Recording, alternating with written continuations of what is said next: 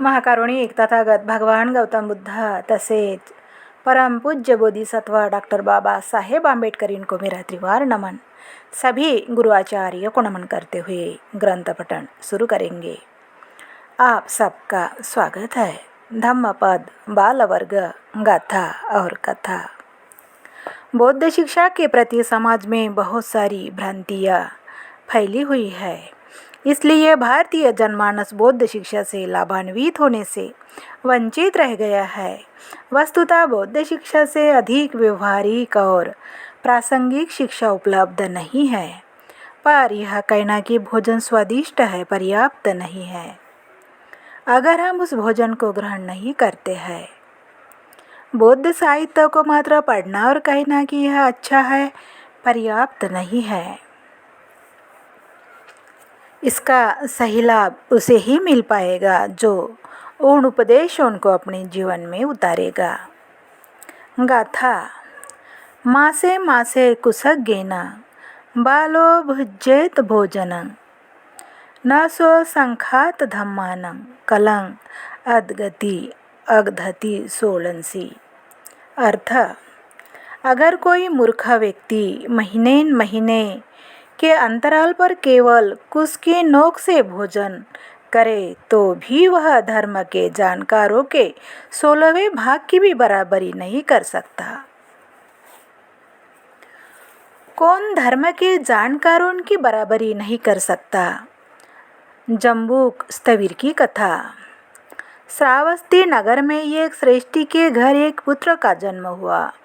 उसकी आदतें बड़ी विचित्र थी। वह बिस्तर की बजाय जमीन पर सोता था तथा सामान्य खाद्य सामग्री खाने के बजाय मल खाता था। उसके माता पिता ने उसे नंगे रहने वाले एक साधु समाज में भेज दिया जिसका नाम आजीवक था। उसकी इन विचित्र आदतों के कारण उसका नाम जम्बूक पड़ गया। लोग उसे जम्बूक आजीवक के नाम से पुकारने लगे। जम्बूक रात्रि में मल खाता था और दिन में मुंह खोलकर एक पैर पर खड़ा हो जाता था। लोगों के पूछने पर उन्हें बताता था कि दोनों पैरों को जमीन पर रखने से धरती का बोझ बढ़ जाता है। उसका कहना था कि वह मुंह खोलकर इसलिए खड़ा रहता कि वह हवा ले सके, क्योंकि वह हवा पर ही जिंदा रहता था। लोग उसे खाने की कोई चीज़ें देते तो वह उन्हें नहीं खाता था। अगर कोई बहुत जिद करता था तो वह कुशाग्र के बराबर खा लेता था और कहता था कि इससे तुम्हें बहुत पुण्य मिलेगा। इस प्रकार जम्बूक 55 वर्षों तक मल खाकर नंगा रहा। एक दिन महाकारुणिक ने अपनी अंतर्दृष्टि से देखा कि जम्बूक में अर्हत्व प्राप्त करने की संभावना है, अतः वे वहां पहुँचे जहाँ जम्बूक रहता था। शास्ता के वहां पहुँचने पर रात्रि के विभिन्न प्रहर में विभिन्न देवता उनकी स्तुति करने आए।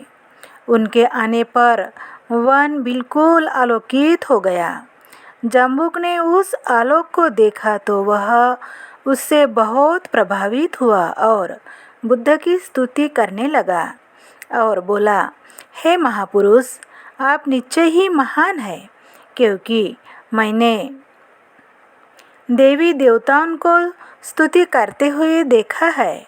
मैं 55 वर्षों से तपस्या में रत हूँ, पर मेरे पास अभी तक कोई नहीं आया।